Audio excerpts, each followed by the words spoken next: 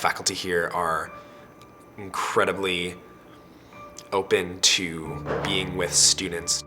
You're able to go get a cup of coffee and talk about plans for graduate school or the paper you're having trouble writing.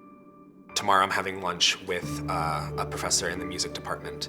This morning I just had coffee with my pre-health advisor and the head of the BB&B department. You get to know their lives and you get to know, what's going on in their personal sphere. They tell you this, when you're coming to Whitman, that the professors are really nice, but I didn't think that they were this nice to let you walk into their office and just kind of talk to you and get to know you on a personal level. I had two people come in yesterday.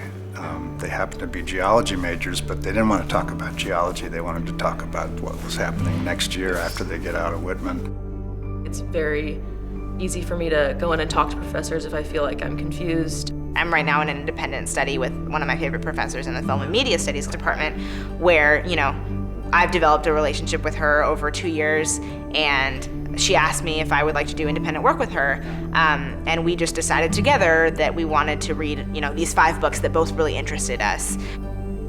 I do a lot of meeting with students one-on-one. Our classes are not that big, so our teachers know everyone. By the end of your first semester when taking classes with professors, a lot of them will be very happy with you calling them by their first name. Whether it's spending a couple extra hours one week meeting students who are having trouble with an assignment, or whether it's showing in an immediate moment when a student is clearly having trouble that they care.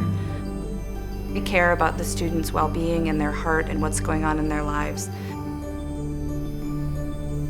I really challenge myself to not be afraid of my professors and to take them at their word that they were accessible and to take advantage of the time and effort that they were willing to make for me.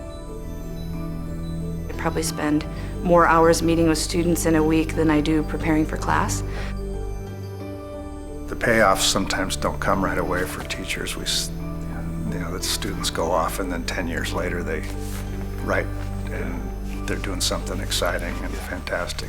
But to be a part of that is an amazing experience. It's hard to envision a career that would be, for me, more fulfilling.